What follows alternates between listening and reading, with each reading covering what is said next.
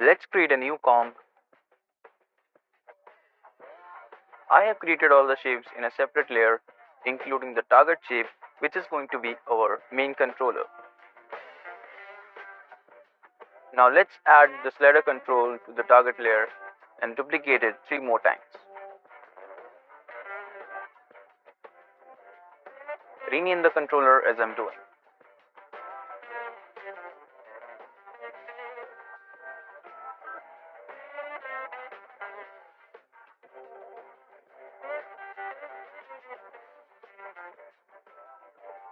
Next step is to enter the expression to all the shape layer on the scale properties.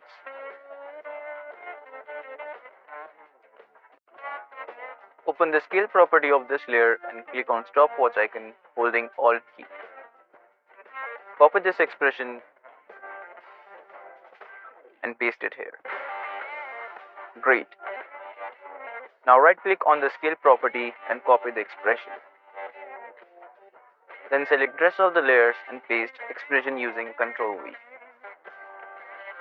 As you can see, all the shape value goes down to 0. This is because of the values of the controller. Let's see how this works. So the max size is responsible for overall size of the shape. Range decides the area to be affected around the target layer.